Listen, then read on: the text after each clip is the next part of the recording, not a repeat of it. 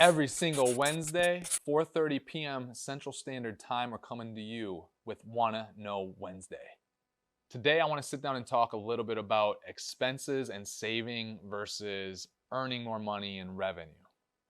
There's only so far that you can push yourself to save and cut expenses versus earning more income, increasing revenues. That's infinite, right? You can 100x that over and over and over again.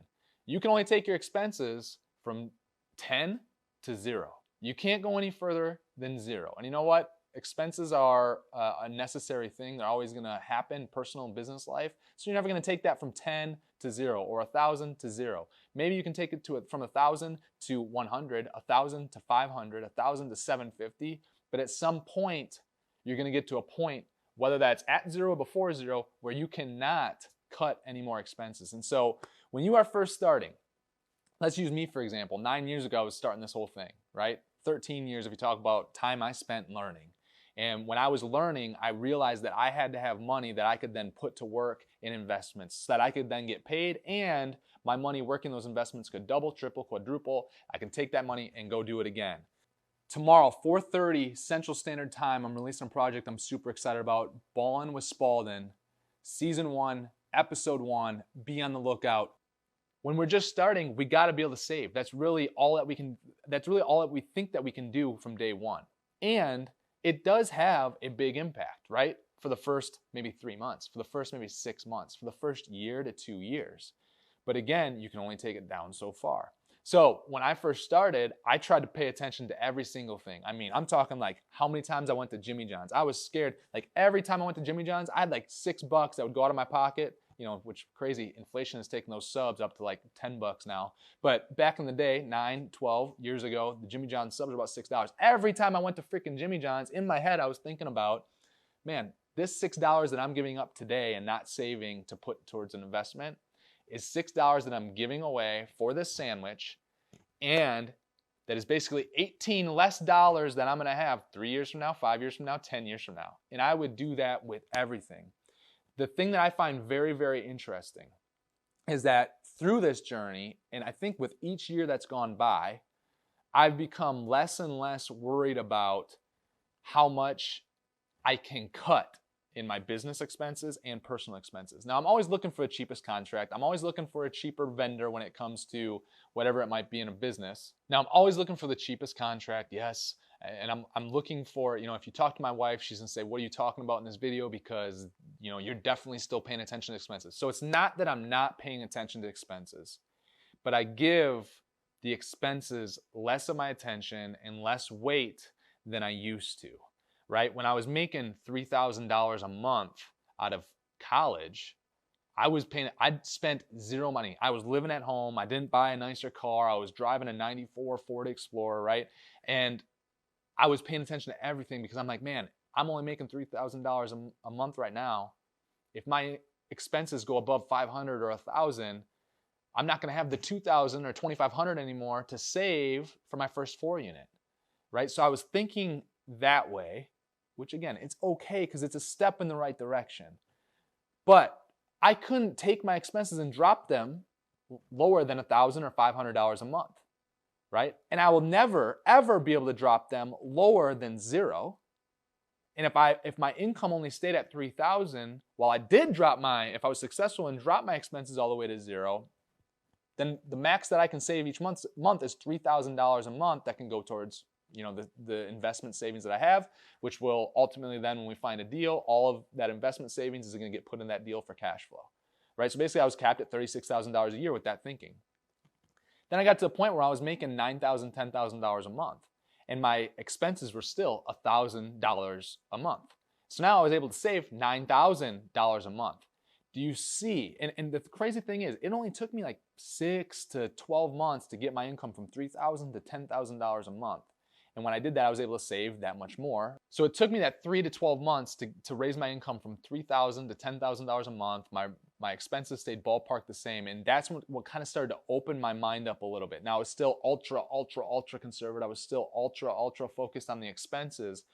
But the light bulb went off from the standpoint of like, holy crap, I can only save so much. But as far as how much I earn, how much money I make, how much revenue comes in, that is infinite.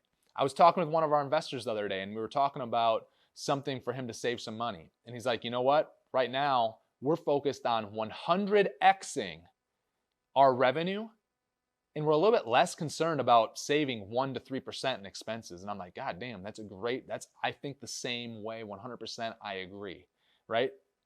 By increasing your revenue 100x, do you know how much more powerful that's going to be to your cash flow, the value of your business, your lifestyle, what you can pay your employees versus saving 1 to 3%? And this is something I still struggle with all the time. I still have to get myself to a high enough thought process or a high enough viewpoint of my business and my personal life to still remind me to get off some of the expense mindset that I have to pull in like this and to like keep every dollar and whatnot. And I have to try to let some of that stuff go so that our focus, our time can be spent on increasing revenue 20%, increasing revenue 100%, increasing my personal income and doubling it.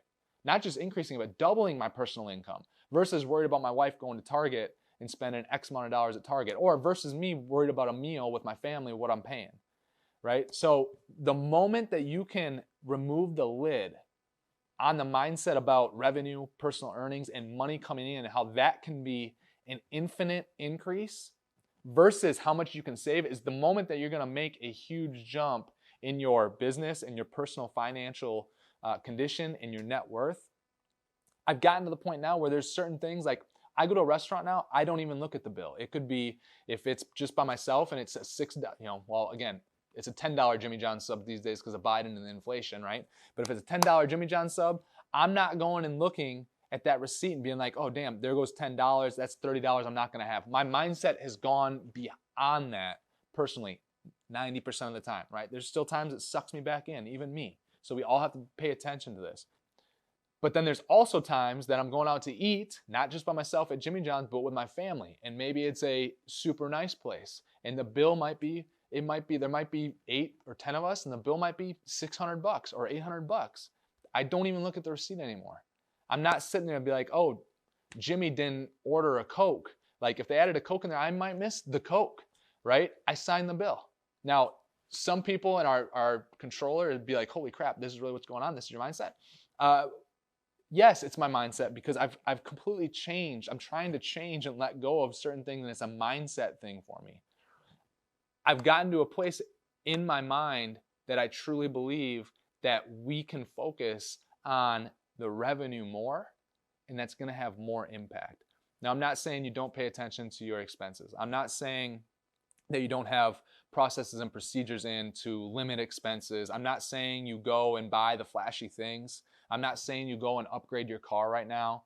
I'm still saying that we all need to pay attention to that. I know that there's so many people that are not letting go of the $5 and are worried about the $5 because I was there and I still am there some days. I want to pull you to all the way other end of the spectrum to live in that moment for a minute and to realize that how much you can produce, how much money you can bring in, and the percentage increase on that can be so much more, and therefore have so much more of a direct impact on your community, on your personal life, on your business, on your net worth, on the net operating income, which then, gives us a higher property value for when it comes time to refi or sell the property. If you can, for the next week, focus on the other extreme. Focus on, instead of worrying about the $5 extra you're going to spend, focus on how you can make an extra $250 that week. Can you find something and flip it at a garage sale, like Gary Vee style?